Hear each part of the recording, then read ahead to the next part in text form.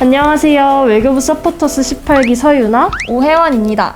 저희가 오늘 아주 특별한 분들을 모셨는데요. 바로 2020년 한국국제협력단 코이카에 입사하신 파릇파릇한 신입사원 두 분을 모셨습니다. 이번 시간에는 신입사원 두 분께서 입사 준비부터 서류, 면접 전형, 그리고 실제 입사 생활을 어떻게 하고 계시는지 낱낱이 파헤쳐 볼 건데요. 그럼 바로 두 분을 한번 모셔보도록 할까요? 그럴까요? 렛츠 코이카! 안녕하세요. 저희는 이번 2020년 코이카 신입사원 공채로 입사한 임미나, 우유경입니다. 만나서 반갑습니다. 저는 시민사회협력실에서 근무하고 있는데요. 시민사회협력실은 국내의 NGO, 대학, 사회적 경제조직 등 국내의 시민사회들과 함께 개발도상국의 주민들의 삶의 질을 개선하기 위해 노력하고 있는 부서입니다. 저는 그 중에서도 교육 분야 사업을 담당하고 있고요. 또한 막내답게 홍보나 선무 업무 등도 같이 담당하고 있습니다. 저는 혁신사업실의 막둥이이자 귀염둥이 우유경이라고 합니다. 네, 저희 혁신사업실은 주로 기업과의 협력 사업을 많이 추진하고 있는데요. 개발도상국 저소득층과 국내 기업의 상생을 도모하는 포용적 비즈니스 프로그램, 그리고 혁신 기술을 가진 소셜벤처 스타트업들과 협력하는 혁신적 기술 프로그램 등을 중점으로 추진하고 있습니다. 저는 그 중에서도 혁신적 프로그램을 중점적으로 지원하고 있고요. 그 외에도 홍보 업무나 고객 대응 등의 업무를 보조하고 있습니다. 코이카 입사를 목표로 준비해오게 된 특별한 이유가 있나요? 저는 아무래도 코이카가 모든 사람들이 참여할 수 있는 국제개발 협력을 한다고 해서 정말 매력을 느꼈던 것 같아요. NGO 단체에서 모금 마케팅을 했었는데 좀 더 많은 사람들이 국제개발 협력에 참여했으면 좋겠다라는 생각을 했었거든요. 코이카는 국민들의 세금으로 운영되는 그런 사업들을 하고 있다 보니까 모든 국민들이 간접적으로 참여하고 있다고 생각하였습니다. 코이카에 들어와서 참여를 독려하고 싶다는 생각을 하게 되어서 코이카에 입사하고 싶었습니다.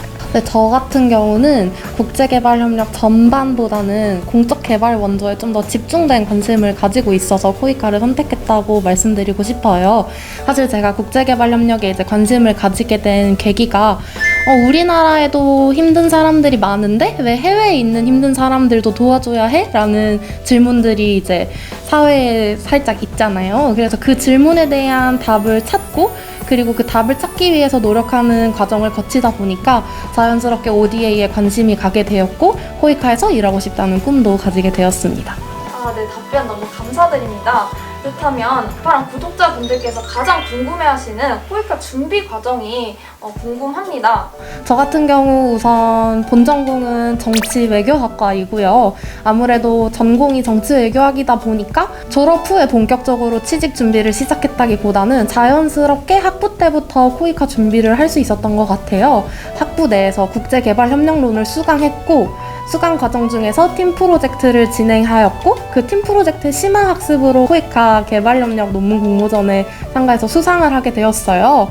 그리고 수상 부상으로 코이카 현지 사무소도 견학할 수 있게 되고 이때 경험을 발판 삼아서 코이카의 글로벌 연수 모니터링 인턴으로 근무를 하게 되면서 코이카에 취업하고 싶다는 꿈에 좀 한 발짝 다가서지 않았나 생각을 합니다. 토익 같은 경우에는 학원을 열심히 다녀서 950점을 맞춰서 들어왔습니다. 저는 사실 코이카 재수생이에요. 1년 정도 총 준비를 했었고요.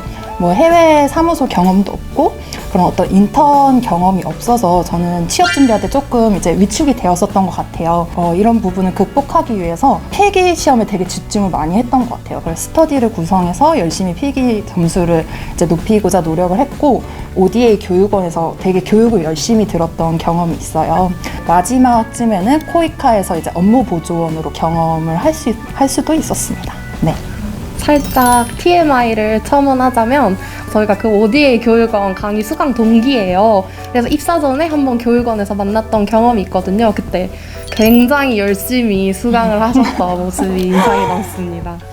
정말 열심히 들어서 이렇게 신입사원으로서 당당하게 입사를 하신 것 같아요. 네, 그렇다면 코이카 입사를 준비하실 때 어떤 사이트에서 정보를 얻으셨는지 추천하는 책 혹은 자료들이 있다면 한번 소개해 주실 수 있나요? 왜 우등생들이 꼭 하는 말 있잖아요. 교과서 중심으로 공부했다라는 말이 저한테도 좀 적용이 되는 것 같아요. 코이카 홈페이지에서 코이카에 대한 정보를 가장 많이 담고 있기 때문에 저는 거의 매일 코이카 홈페이지에 들어가서 어떤 사업을 하고 있는지 또 어떤 근황이 있는지를 되게 많이 살펴봤던 것 같아요. 그리고 책 같은 경우에는 국제개발협력 입문편, 심화편이 있거든요. 그것도 이제 교과서라고 저는 생각을 하는데 그거를 되게 정독을 많이 했던 것 같고, 그리고 12개의 키워드로 이해하는 국제개발협력이라는 책도 있어요. 그래서 그것도 열심히 읽었습니다. 이제 코이카에서 운영하고 있는 ODA 도서관 사이트가 있어요. 거기 들어가 보면 되게 많은 국제개발협력 논문들이 있거든요. 그런 것들을 이제 참고서라고 생각을 하고 열심히 봤던 것 같습니다. 네, 저 같은 경우도 마찬가지로 코이카 홈페이지랑 블로그를 굉장히 자주 봤어요. 코이카에서 이제 국제개발협력 분야로 진출하고 싶은 청년들을 위해서 굉장히 다양한 프로그램들을 운영하고 있습니다. 대표적으로 스텝업 프로그램이라든지 그리고 다양한 공모전과 리턴 프로그램 등이 있어요. 아무래도 코이카 취준생 입장에서는 코이카에서 주최하는 다양한 행사들에서 입상을 하거나 교육을 수료하고자 했고, 그래서 그런 프로그램들을 활용하기 위해서 굉장히 홈페이지, 블로그를 자주 들락날락 거렸습니다. 저는 환경 문제, 인권 문제, 그리고 개발 담론이나 원조 동기에 관한 다양한 단행본들을 많이 읽었던 것 같아요. 물론 연구보고서나 코이카 발간물도 굉장히 당연히 중요하지만 저 같은 경우에는 원조 사업이나 개발협력 그리고 공적개발 원조에 대한 저만의 좀 관점을 빌드업하기 위해서 다양한 전문가들의 이론 서적들을 읽으면서 저만의 관점을 쌓아갔던 것 같습니다. 그렇다면 코이카 입사를 위해서 지원자가 가장 중요하게 갖춰야 할 역량 3가지를 한번 꼽는다면 어떤 역량을 꼽아주실지 한번 말씀 부탁드립니다. 저는 제일 먼저 생각나는 게 커뮤니케이션 역량이라고 생각하는데요.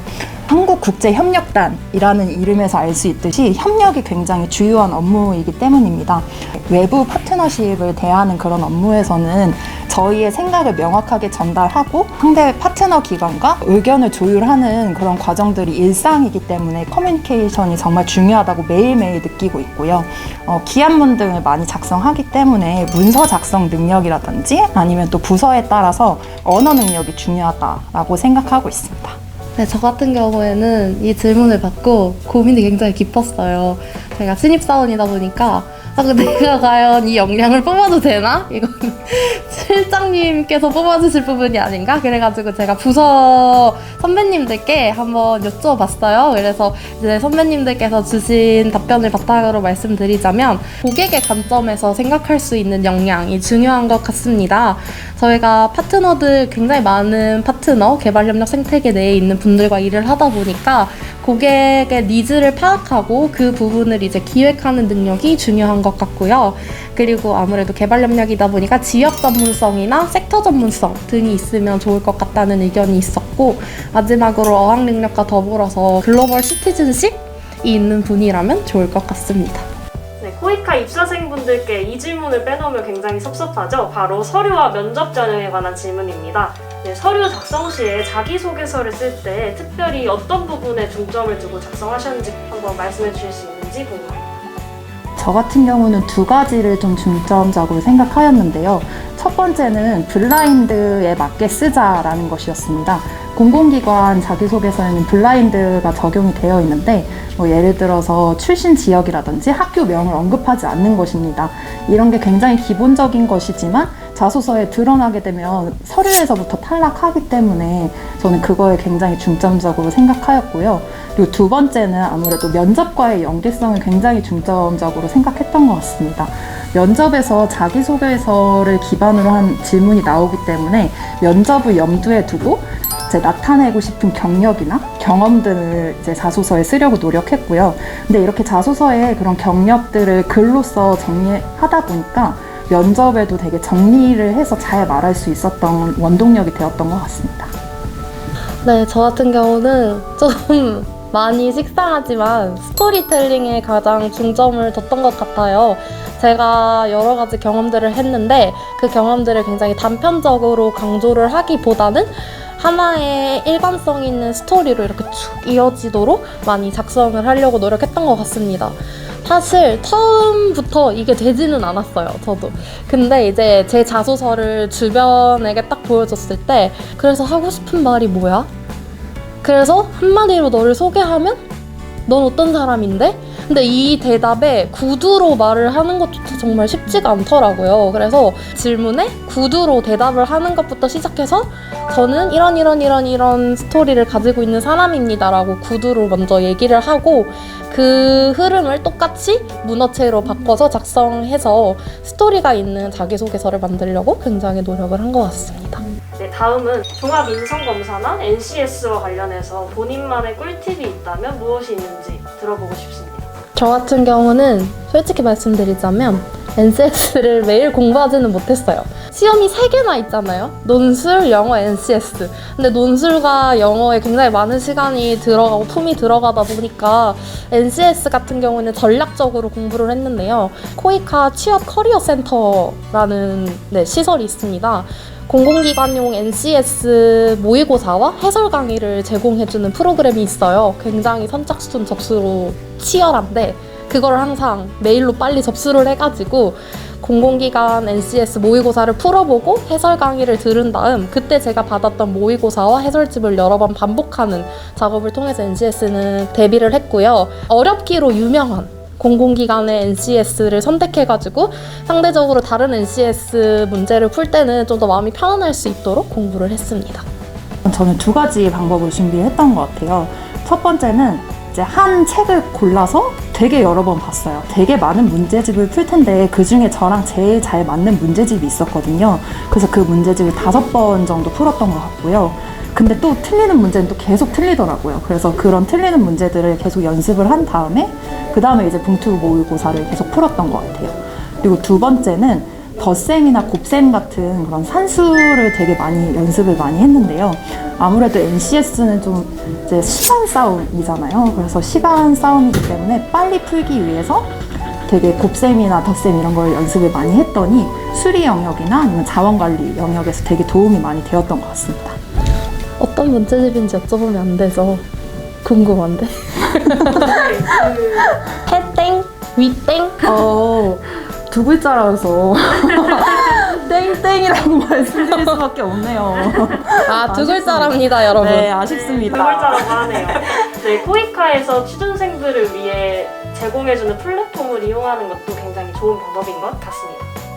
네, 다음 질문은 논술 시험에 관련된 질문인데요. 혹시 논술 시험장에서 내가 맞닥뜨렸던 되게 당황스러운 질문이 있었는지 생생한 후기를 들어보고 싶습니다.